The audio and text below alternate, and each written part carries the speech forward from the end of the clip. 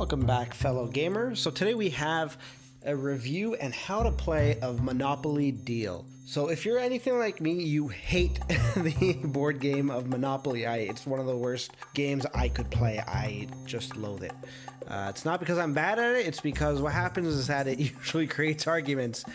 Somehow. I don't know how, it just manages to happen. I don't have fun while I'm playing.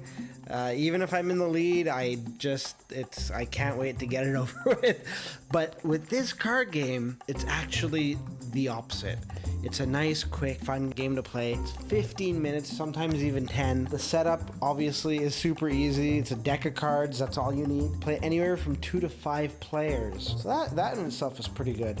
Now, this is my copy of Monopoly Deal. As you can see, my dog got to it. That seems to be a recurring theme when I'm showing off my boxes.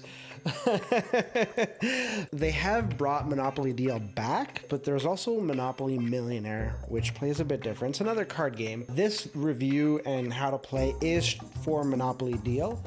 So if you do have a Monopoly Millionaire, it is similar, but the goals of the game are different. So I'll explain how to play, and then I'll explain how to win. And then, I've pretty much given you my review already. I like the game. So that part's done. So to set up, you deal out 5 cards. As you can see here, I have a 4-player game, but as I mentioned, you can play 2 to 5. Two people, it's not that thrilling of a game. As soon as you get to 3 and up, it's a fairly riveting experience. So at the start of your turn, you take 2 cards from the draw pile. You can play up to 3 cards from your hand onto the table in front of you, but you don't have to play any cards. So what happens when you play cards? Well, we have different types of cards. We have just straight up money, as you can see here, and the money you would put beside you, and that's your bankroll. That's what you have in your bank. You could also play property.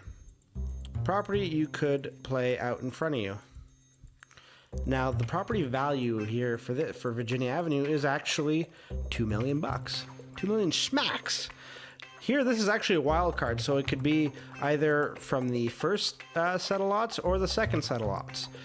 And, well, why would you need that? Well, because the goal here is to really try to flesh out your properties, like in regular Monopoly, so that you can then build and earn more money. So as you can see here, so if you have 1 blue property, you get $1 million if you get somebody to pay for you. 2 properties is $2 million, and 3 is $3 million. You can also supplement when you have a complete set with hotels and houses. And the value it will say on the card, now let's see here how. So yeah, you see there, add on to any full set to add 4 mil to the rent value. So you wouldn't be able to do it on an incomplete set, but if you have a complete set, it then pays for itself. And you'd be like, well, what is this 4 mil here? Well, you have the choice of either, like, if you know you're not going to be getting a full set anytime soon and you need the extra money, you can put it here, and it goes into your bank. You can't use it later on another thing. It stays in your bank pile, and it becomes part of your bankroll. Well, why is your bankroll important? Well, good thing you asked.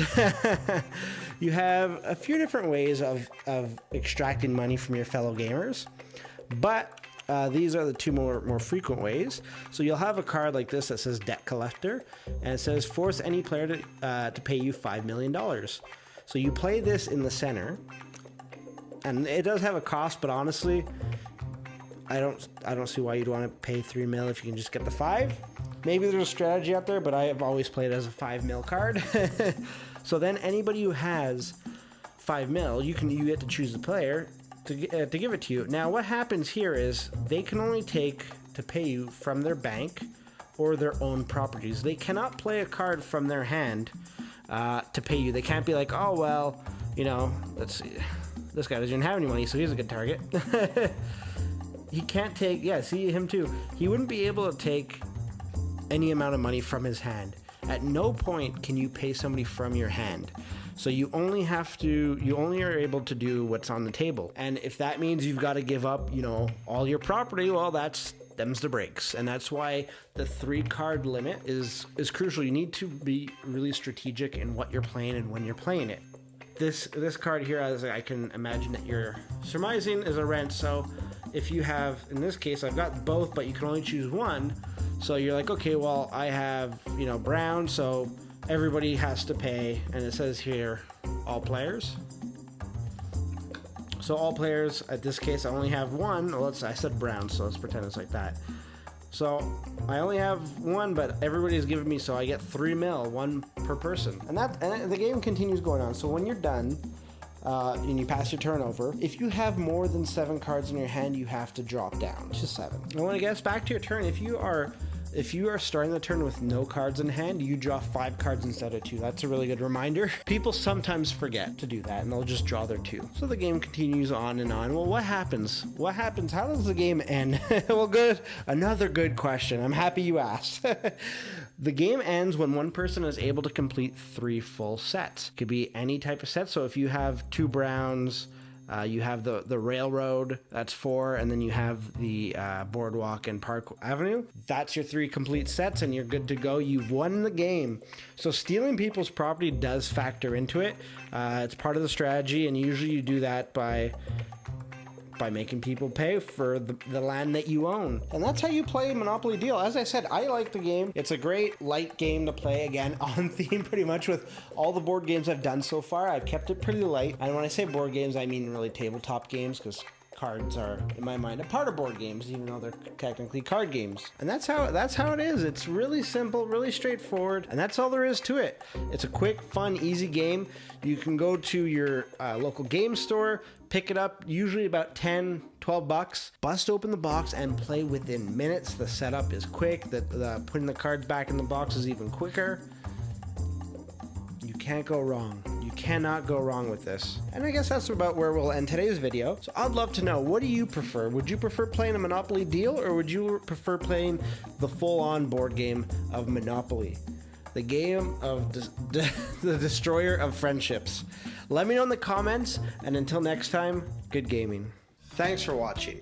And don't forget to like and subscribe. It really helps the channel out. If you'd like to see more, click on one of the 2 videos that are there, or click on show more in the description below to see when and what we upload, as well as when we stream. And if you need an update on what exactly we're going to be streaming that week, don't be shy to hit us up in the comments or reach out to us on Twitter. We'll be more than happy to chat. Until next time, good gaming.